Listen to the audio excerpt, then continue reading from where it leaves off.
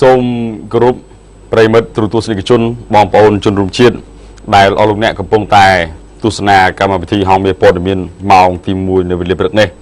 យើងខ្ញុំទាំងពីររូបសូមស្កេនញ៉ាតជម្រាបជូនរឿងរ៉ាវរួមនឹងព្រឹត្តិការណ៍សំខាន់ដែលកើតឡើងនៅក្នុងសង្គមតែយើងខ្ញុំទាំងពីររូបបានត្រៀមសម្រាប់បង្ហាញជូនលោកអ្នកនៅវេលាព្រឹកហ្នឹង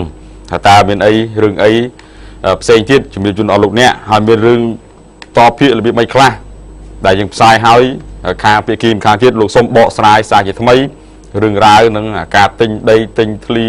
អត់ទាន់បកគលលុយឲ្យគ្រប់ចំនួនលោកសូមបកស្រាយបន្តបាទហើយថ្ងៃនេះថ្ងៃ7រោចបាទមិនចោលទេខែខ្មែរយើងគឺនៅតែបន្តដាក់អញ្ចឹង7រោចខែពិសាខឆ្នាំវោកអត្តស័កពុទ្ធសករាជ2560ត្រូវនៅថ្ងៃទី27ខែឧសភាគ្រិស្តសករាជ2016បាទហើយថ្ងៃនេះថ្ងៃចុងសប្តាហ៍ផងអញ្ចឹងរឿងរ៉ាវយើងជម្រាបជូនឲ្យអស់ត្រឹមមួយថ្ងៃហ្នឹងតែហ្មងហើយដល់ឡែកសម្រាប់ថ្ងៃសៅរ៍ថ្ងៃអាទិត្យយើងត្រូវត្រៀមខ្លួនផលិតព័ត៌មានសម្រាប់ផ្ដល់ជូនដល់បងប្អូននៅក្នុងទស្សនាបន្ថែមទៀតបាទដើម្បីជាការគាំទ្រអញ្ចឹងសូមបកគោលនីតិជួនលោកវងជម្រាបជូនរឿងរ៉ាវដំបូងបាទពាក់ព័ន្ធទៅនឹងការឆ្លើយតបឆ្លើយបំភ្លឺវិញនៅខេត្តកណ្ដាលអញ្ចឹងបាទលោកបុត្រាមិនសើមិញដោយទស្សនិកជនបានដឹងក៏ដោយលោកបុត្រាបានដឹងហើយថាជាប្រវត្តិនៅក្នុងខេត្តកណ្ដាលគាត់បានចោទប្រកាន់លោកស្រីហេងលៀងស៊ីមដែលថាទិញដីអត់បានបកគលលុយគាត់គ្រប់បាទឥឡូវតកតទៅនឹងការចោទប្រកាន់នេះលោកស្រីក៏បានឆ្លើយតបបំភ្លឺមកខាងអ្នកព័ត៌មានយើងព្រោះជាទូទៅយើងធ្វើព័ត៌មានយើងត្រូវមានការឆ្លើយតបទៅវិញទៅមកលោកបុត្រាជៀសវាងកុំឲ្យមានការចោទប្រកាន់កុំឲ្យថាលំអៀងខាងណាមួយជុំវិញបញ្ហាការចោទប្រកាន់របស់ប្រជាពលរដ្ឋថាលោកស្រីហេងលៀងស៊ីមដែលឈ្មោះថាជាពាក់លុយគាត់ជាង30000ហ្នឹងឥឡូវគាត់ថាលុយដែលជាពាក់ថ្លៃហ្នឹងដីហ្នឹងនៅសល់តែជាង$20000ទេបាទមិនមែន30000ទេលោកស្រីហៀងលៀងស៊ីមដែលជាឈ្មោះបានលើកឡើងថាប្រាក់ដែលលោកស្រីនៅចំពាក់ដីប្រជាពលរដ្ឋនៅឃុំលើកដៃស្រុកកោះធំខេត្តកណ្ដាលហ្នឹងគឺនៅជាង$20000ទៀតប៉ុណ្ណោះមិនមែន$30000ដោយការលើកឡើងរបស់ប្រជាពលរដ្ឋទេដែលលោកស្រីបានលើកឡើងថាមូលហេតុដែលលោកស្រីមិនទាន់បកគលប្រាក់ឲ្យប្រជាពលរដ្ឋគ្រប់ចំនួននោះគឺដោយសារតែលោកខំធឿនមិនបានគោរពនៅកិច្ចសន្យាមិនទាន់មានការវាស់វែងបោះគោលព្រំឲ្យបានត្រឹមត្រូវបាទគាត់ថាអត់ទាន់បានបោះគោលព្រំបានត្រឹមត្រូវអញ្ចឹងបានលុយក៏អត់ទាន់ឲ្យបកគលគ្រប់ចំនួនផងដែរបាទលោកស្រីបន្ថែមថាដីនេះគឺបានធ្វើការវាស់បាទ3លើកមកហើយគឺខុសគ្នារហូតបាទវាស់3លើកហើយខុសគ្នារហូតម្ដងឃើញពី250ហិកតាម្ដងឃើញ270ខុសគ្នាមក20ហិកតានិងម្ដងឃើញ350ហិកតាហើយដោយសារតែមិនទាន់បានកំណត់ព្រំច្បាស់លាស់នឹងរកដីឲ្យបានគ្រប់ចំនួនហើយថែមក្នុងដីនោះមានទំនាស់ប្រមាណជាង100ហិកតាទៀតទើបលោកស្រីមិនទាន់ឲ្យប្រាក់គ្រប់ចំនួនណែលោកស្រីបានលើកឡើងបញ្ហាហេតុផលអត់ទាន់វាស់បានត្រឹមត្រូវគ្រប់ចំនួនហើយអាដីដែលទិញហ្នឹងគឺមានទំនាស់ទេលោកតាមិនមែនដីអត់មានទំនាស់ទេប្រមាណជាង100ហិកតាទំនាស់លោកស្រីបានអានថាបើសិនជាការវាស់វែងដីគ្រប់កំណត់ព្រំរួចរាល់ដោយមានការចុះហត្ថលេខាទទួលស្គាល់ពីលោកអាបាស្រុកពេលណានោះលោកស្រីនឹងប្រគល់ប្រាក់ឲ្យគ្រប់ចំនួនវិញបាទលោកស្រីបានលើកឡើងអញ្ចឹងគាត់ថាបើសិនជាមិនទាន់វាស់វែងត្រឹមត្រូវទេមិនទាន់ដោះស្រាយបញ្ហាទំនាស់ប្រមាណជាង100ហិកតាទេក៏លោកស្រីអត់ទាន់មានប្រគល់ដែរលុះត្រាតែមានការវាស់វែងត្រឹមត្រូវចុះហត្ថលេខាទទួលស្គាល់ពីអាបាស្រុកត្រឹមត្រូវបានព្រមទទួលលោកនិយាយរួមលោកបត្រាទាំងយើងទាំងគេបើមិនទាន់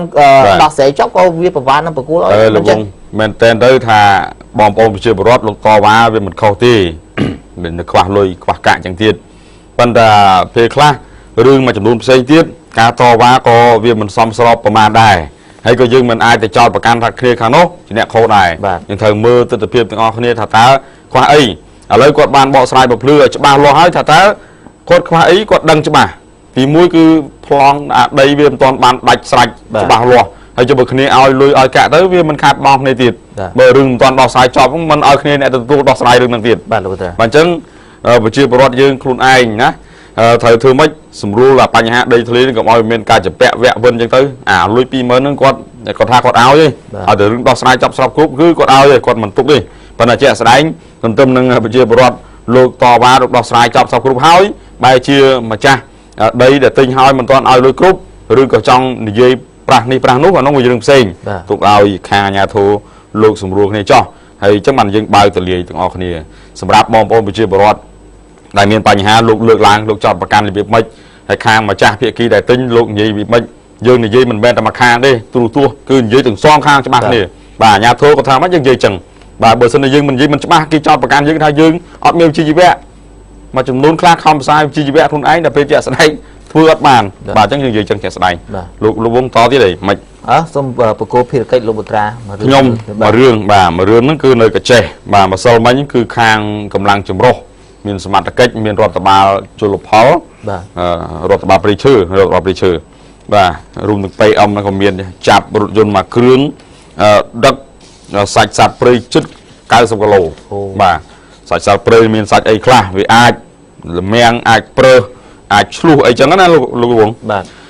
ใส่สัตว์ปริชุด90 กิโลกรัมได้กรมชมุนดักจุนจูนตามรถยนต์การบริมาเครื่องเติมกำลังโคบาประชังบอลมือเศรษฐกิจในสนองการทานโคบาแคดกระเจสหการจมูกนึงการอรตบาปริชื่อกระเจเสียจับมันในจำนวนคลาสตู้ภูมิโอไซปีสองการโอไซกรงกระเจแคดกระเจก็จะลำโอไซยืนหนึ่งเป็นมองมาโอไซยืนหนึ่งเป็นเซยในกระเจสั่งขณะที่บ่มร้องดักจุนจูนพูดตัวล้วนในประเทศเวียดนามประเทศเวียดนามนี่การยาไล่ประชังบอลเมื่อเศรษฐกิจโลแดสในไตรบนเทือนลูกมันเยธาขนมปฏิบัติการบ่องกราบขังเรือนั่งสมัติเกิดพอลูกมันรึบโอ้ดอกโฮปโถตางรุมเมียนรถยนต์มาเครื่องมาการบริบาลานปอซอแปะสละเลขปีอา6 จัดมวยบ่สละเลขปีอา6 จัดมวยนั่งสัจจุปรีตุ่มงน57 กิโลกรัมบ่สัจจุปรีนั่นคือ57 กิโลกรัม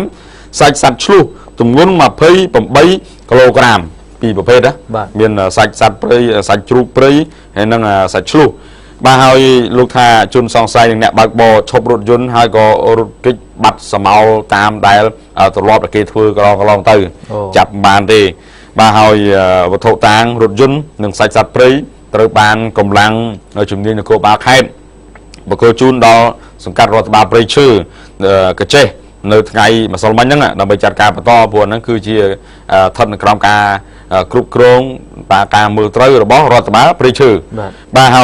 ในประกาศได้ลงได้กำลังสมัติเกิดมันดดมันพลายเจ้าในสายสัตว์ปริต่างอ่อนลงในขนมปลาริเวณการจะไล่ในโคบาประชังบอลมือเศรษฐกิจในสนองการท่านโคบาแคดกระเจมองดดพลายเจ้าดิจิทัลสโลว์ล้อได้สไลด์ดูจ้ะสไลด์นะพญาเนี่ยมากระโหลบอพญามากระโหลได้อ๋อเลยอย่างนี้ในสมัติเกิดลูเมียนจังอ่ะแต่ใบเอาคืนเจ้าสไลด์ออกเนี่ยทาการช่วยโดสัตว์ปริมีฉบับเนี่ยอัดงานมวยเอาจุนโดสัตว์ปรีดีจังคือเวียเข้าตัวหนึ่งฉบับจังมีในข้างจุดนี้ลุกจัดการลุกบ่งกราบบ้านหรือร้อสกรรมพิบแต่การล้างในขนมมูลฐานพอโลกบ่านี่คือในขนมไข่กระเจส่งจุดเดียบชุนพนันบอลปนกับปุตุสนาชื่นมาเรื่องเด็ดลูกวงบ้านลูกบุตราแล้วยังเยี่ยมมองไข่แต่เปรเซนุวิ่งไข่เปรเซนุมีนปัญหาจนโบตีปีเนี้ยกอดบ้านกับจักรนี้ลูกบุตรากับจักรนี้มวยดีเป็ดมวยดีกุกมวยดีเป็ดมวยดีกุกตาเลยเรื่องไปเชียงใหม่ตัวสนิทชนบอลเต็มเนี่ยตระบาสมัติใกล้ปุลีบ่าปอรัตบาสังกัดเล็กใบสหการจะมวยกำลังอาติการท่านโกบากรองประเสนุถือการคอดคล้วนการไปยกไงตีมาพาย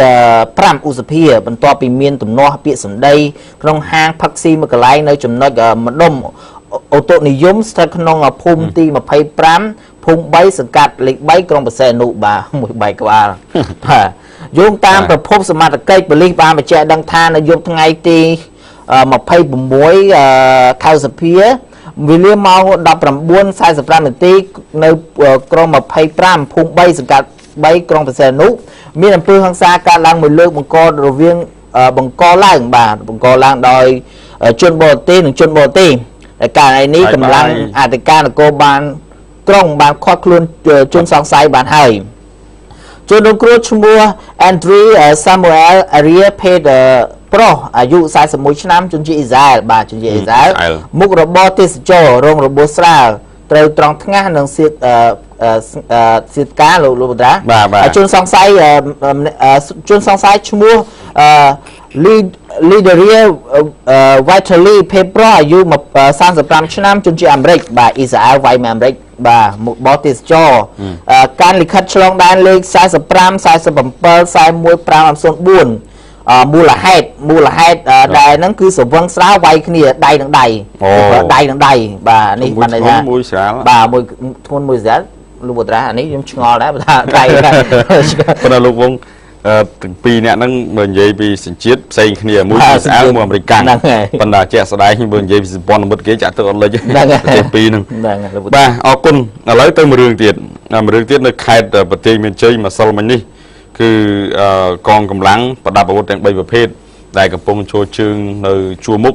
តាមបន្ទាត់ព្រំដែនកម្ពុជានិងថៃស្ថិតនៅក្នុងខេត្តឧត្តរមានជ័យទទួលបានអាវភ្លៀងដែលជាអំណោយរបស់ប្រមុខរាជរដ្ឋាភិបាលកម្ពុជាសម្ដេចនាយកនាយករដ្ឋមន្ត្រីហ៊ុនសែនតាមរយៈអាដាមម្ដងស្នេហ៍ឯកហ៊ុនម៉ាណែតអគ្គមេបញ្ជាការរងកងយោធពលខេមរៈភូមិន្ទបាទកាលពីថ្ងៃកន្លងទៅហើយក្រៅពីការចែកអាវភ្លៀងដល់កងកម្លាំងទាំង3ប្រភេទអាដាមហ៊ុនម៉ាណែតក៏លោកបានបកគោផ្ទះមួយខ្នងដែលជាអំណោយរបស់សម្ដេចហ៊ុនសែនជូនដល់អតីតយុទ្ធជនជាជនពិការ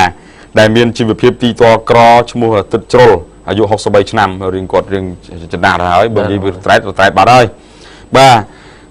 មានទីលំនៅក្នុងភូមិសែនសុខឃុំទំនប់ដាច់ស្រុកតាពាំងប្រាសាទខេត្តព្រះវិហារតាពាំងប្រាសាទនៅព្រះវិហារវិញបាទហើយផ្ទះខាងលើធ្វើអំពីឈើប្រក់ស័ង្កសីនិងក្រាលការ៉ូមានប្រមាណជាទំហំ4គុណនឹង5 4ម៉ែត្រកន្លះគុណនឹង6ម៉ែត្រកន្លះដែរចំណាយថវិកាប្រមាណជា$3000ជាងប៉ុន្តែជាក់ស្ដែងគឺកម្លាំងនៅជួរមុខលោកបានលើកឡើងអំពីកិច្ចការងារដែលការពារនៅបន្ទាត់ព្រំដែនថាมันមានអីគួរឲ្យខុសប្រក្រតីប្រមាណទេប៉ុន្តែរឿងថ្មីហ្នឹងគឺនៅក្នុងច្រកមួយចំនួនហាក់បីដូចជាខាងភាគីគេហ្នឹងដូចចង់មានគេហៅថាអសកម្មតិចតួចប៉ុន្តែជាក់ស្ដែងបងប្អូនប្រជាពលរដ្ឋនៅតែបន្តអាចដោះដូរតំណែងបានហ្នឹងគឺនៅខាងប៉ែកឧត្តរមានជ័យហើយនេះគឺទស្សនវិជ្ជាទាំងស្រុងពីខេត្តឧត្តរមានជ័យដែលអាដាមលោកជើញទៅផ្ទាល់សួរសុខទុក្ខដល់កងកម្លាំងប្រដាប់អាវុធទាំង3ប្រភេទនៅទីនោះបាទអរគុណសូមជម្រាបជូនប៉ុណ្ណឹងអញ្ជើញលោកវងបាទឥឡូវលោកបត្រាយើងងាកមកខេត្តបាត់ដំបងវិញជុំវិញបញ្ហាការបត់បង្ហាញការអភិវឌ្ឍនិងលើកតម្លៃបេតិកភណ្ឌកម្ពុជានិងភាពខុសប្លែកគ្នាសាកលវិទ្យាល័យបាត់ដំបងនៅថ្ងៃទី25ឧសភាបានបើកកម្មវិធីធ្វើបទបង្ហាញស្ដីពីការអភិរក្សនិងលើកតម្លៃបេតិកភណ្ឌកម្ពុជាក្រុងបាត់ដំបងនិងភាពខុសប្លែកគ្នានៃបេតិកភណ្ឌតំបន់ Mediterranean និងការចូលរួមចំណែកអភិវឌ្ឍសេដ្ឋកិច្ចរបស់បេតិកភណ្ឌដល់សិស្សនិស្សិតឲ្យយល់ដឹងអំពីតម្លៃរបស់បេតិកភណ្ឌជាតិទាំងនោះផងដែរលោកជំទាវសៀងអែមទទឹមសាកលវិទ្យាល័យបាត់ដំបងថ្លែងថាសារៈសំខាន់របស់កម្មវិធីហ្នឹងគឺដើម្បីពង្រឹងលើការអភិវឌ្ឍប្រទេសពិសេសនៅខេត្តបាត់ដំបងក្នុងនោះក្រុងបាត់ដំបងទទួលបានជ័យលាភីទីក្រុងស្អាតនិងក្រុងដែលមានខ្យល់អាកាសល្អនៅអាស៊ានបាទទីក្រុងស្អាតនិងមានទីក្រុងដែលមានខ្យល់អាកាសល្អនៅអាស៊ានដែលក្រុងបាត់ដំបងបានតាក់ទាញភ្ញៀវទេសចរមកទស្សនាយ៉ាងច្រើនក្នុងមួយឆ្នាំដែលក្រុងខេត្តបាត់ដំបងសម្បូរទៅដោយបេតិកភណ្ឌជាតិយ៉ាងច្រើនបាទលោកត្រាភិជ្រិនគឺសំណង់បារាំងបាទឃើញច្រើនហើយការរៀបចំក៏ល្អភាសាសូមសរសើរលោកអាបាខេត្តផងដែរបាទលោកជំទាវបន្តថាការធ្វើបទបង្ហាញថ្ងៃនេះគឺចង់ជំរុញឲ្យសខាកម្មយកចិត្តទុកដាក់លើបទបង្ហាញដើម្បីទទួលបាននូវចំណេះដឹងបន្ថែមពីតម្លៃបេតិកភណ្ឌនានាក្នុងខេត្តបាត់ដំបងដែលមានភាពខុសប្លែកគ្នាទៅនឹងបេតិកភណ្ឌតំបន់ Mediterranean លើសំណង់បេតិកភណ្ឌអគារផ្ទះបុរាណចំណាស់ក្នុងក្រុងបាត់ដំបងអញ្ជើញចូលរួមក្នុងកម្មវិធីនឹងដែរគេសង្កេតឃើញមានអ្នកម្នាងស៊ីសវ័តប៉ែនច័ន្ទទេវីបណ្ឌិតស្ថាបត្យករនិងនគររូបនីយករបានធ្វើបទបង្ហាញថាភាពខុសប្លែកគ្នាពីសំណង់ស្ថាបត្យកម្មនៅប្រទេសកម្ពុជាក្រោយសម័យអង្គរនិងការយកចិត្តទុកដាក់របស់ផ្នែកពាក់ព័ន្ធលើសំណង់ស្ថាបត្យកម្មតាមសម័យកាលតាំងពីក្រោយសម័យអង្គរមកដល់បច្ចុប្បន្នដើម្បីចូលរួមចំណែកអភិវឌ្ឍសេដ្ឋកិច្ចរបស់ស្ថាបត្យកម្មនិងចង់ឲ្យបងប្អូនជំនាន់ក្រោយស្វែងយល់អំពីតម្លៃរបស់សំណង់ទាំងនោះផងដែរបាទជុំវិញបញ្ហាហ្នឹងដើម្បីយើងស្វែងយល់យើងដឹងអំពីការចូលរួមក្នុងការអភិរក្សលោកតាបាទប៉ុន្តែរូបភាពនេះបង្ហាញអញ្ចឹងបើសិនជាអាចថតរូប តាមផ្ទះបុរាណមួយយកមកដាក់សោកសៀតគឺល្អប្រសើរហ្មងប្រាប់អ្នកងាយយើងអរគុណសូមជម្រាបជូនប៉ុណ្ណឹងសូមអនុញ្ញាតសម្រាប់បន្តិចសិនវគ្គក្រោយជម្រាបជូនរឿងរ៉ាវសំខាន់ថែមទៀតសូមអនុញ្ញាតសម្រាប់បន្តិចសិនបាន